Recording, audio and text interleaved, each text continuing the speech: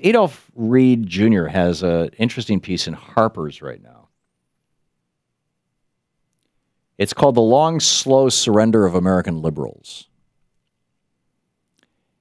And he points out, he suggests that basically the high point of the liberal movement in the United States, in the memory of anybody who's still alive. I mean, we can point to high points of progressive movements back around the turn of the 1900s, the turn of that century, the end of the 19th, the beginning of the 20th century, and progressive movements, at least with regard to ending slavery in the 1840s, 1850s, arguably the 1830s. You could characterize the American Revolution as a progressive movement. Certainly George Washington did.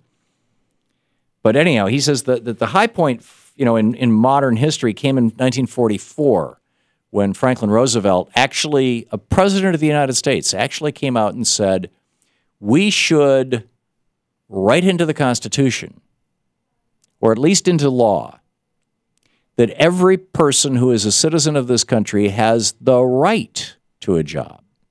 And if capitalism fails to provide that, the government will provide that.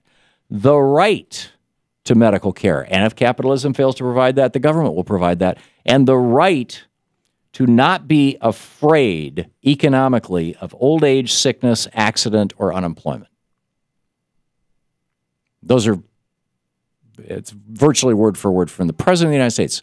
Now, I can't imagine a President of the United States today, even a Democrat, coming out and saying, we need a new Bill of Rights that says you have a right to health care, you have a right to housing, you have a right to a job, you have a right to security in old age, not to fall into poverty. And he points out that the right has this kind of clear-eyed utopian vision of the world, and the left has gotten kind of muddy. I'm going to come back and talk about that a little bit more in 4 minutes, then we'll pick up your calls. Okay, so the final thing I wanted to say is, and what I took home from Adolph Reed's piece in Harper's, The Long, Slow Surrender of American Liberals, to boil it down to a couple of sentences, and it's not all that inconsistent with stuff that I've been saying for years, but he says it, really well. And I'm not although this is my take of his take, it's not necessarily his take. He would probably disagree were he on this program right now, and try to put a lot more nuance in it. But anyhow, my take of it is that on the right, there is this clear-eyed utopian vision. And it runs something like this. If only government got so small that the marketplace could genuinely operate and make its trillions of decisions every second as individual buyers and sellers get together and make decisions. If only the government completely got out of the marketplace, got out of the way, then this perfect marketplace would create a perfect utopia. And getting government out of the way is going to mean the government's not going to cost as much, and so it's going to reduce taxes, which are also a drag on that perfect marketplace. And so we need to reduce taxes dramatically, and we need to reduce regulation dramatically, and we need to just get government out of the way. And if we do that, the world will be wonderful. Now, that's the sales pitch on the right. And there's a lot of people who believe that. The libertarians, this is the core kernel of this utopian view of libertarians. It's the core kernel of the utopian view that's pitched in Ayn Rand's Atlas Shrugged, where the rich people all went on strike because they got sick and tired of the government telling them what to do and of the labor unions hassling them. And when the rich people went on strike, society turned into chaos and the country fell apart. And the rich people, led by John Galt, started this, their own little libertarian experiment in this other place. Now, the fact of the matter is that this has never been successfully tried anywhere in the world, and every time it has been tried, what you've ended up with is monopoly and rule by the super rich, and basically despotism. It's basically you end up with revisiting feudalism, kingdoms. But still, there is a clear-eyed utopian vision on the right that they can sell to people, and folks like the Koch brothers and other billionaires who fund this vision love it, because the more government gets out of the way, the more they can dominate marketplaces. So what's the clear-eyed utopian vision on the left? During the time of FDR, it was government can be a force for good. We together as society are government. Government should balance the excesses and the thefts that come along with capitalism. And it should do so by some fundamental and simple principles. You have the right to free speech. You have the right to a government that's not corrupt.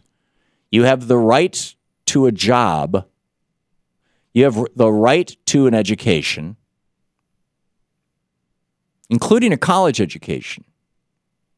The way the post-FDR folks did this was with the GI Bill,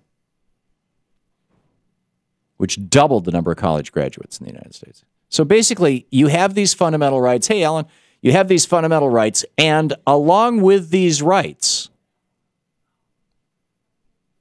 will come a utopian world, right? This was a utopian vision too. Everything will work out just fine. If we can, it might not work out as well for the billionaires, but they'll be fine. They might just be worth hundreds of millions. But hey, you can get by on 100 million or 500 million or 900 million. And yeah, Roosevelt said they hate me and I welcome their hatred. But, it was all about saying, we're going to create this base. And he set about doing that in 1933, creating the WPA and the CCC and all these other agencies where he was basically, these agencies were, now modern libertarian conservatives would say, oh my God, that was big government run amok. FDR would say, this is we, the people, collectively saying we all have a right to a job. And when General Motors isn't providing the job, when ExxonMobil isn't providing the job, when Walmart's not providing the job, government will. And there's no shortage of things that we all agree need to be done that are not being done by capitalism. Capitalism wasn't building an interstate highway system. Capitalism wasn't building railroads. Those were paid, the railroad lines, the original beds, Abe Lincoln gave away what in today's dollars would be tens of billions, maybe even hundreds of billions of dollars to the big railroads in terms of land, outright grants. Same thing with the internet. Shane was remarking to me this morning that, this guy from Verizon, he just said, the CEO of Verizon, and this has gone viral today, people who use the internet more should pay more. Well, it kind of sounds kind of logical, right? Except that we built the internet. Those backbone structures, those big national backbone structures, those were public-private partnerships. The government paid a good chunk of that, and large parts of it that weren't paid for by the government that were paid for by private industry were paid for using property, rights of way taken by use of the Fifth Amendment of eminent domain, taken from people, and now Verizon owns it, or Cogent, or Comcast, and they're saying, we own this, but you didn't build it. This privatization of the internet is not that different than, the interstate highway system. The difference is we can see it with the interstate highway system. If somebody were to say, okay, from Ohio to Colorado, that being the backbone, we're going to just hand this off to Acme Company, which is going to put all kinds of tolls along the way. We've done this, by the way, with our railroads. One of the big problems Amtrak has on the East Coast is that the rails are in bad shape because they're owned by private corporations that won't upgrade.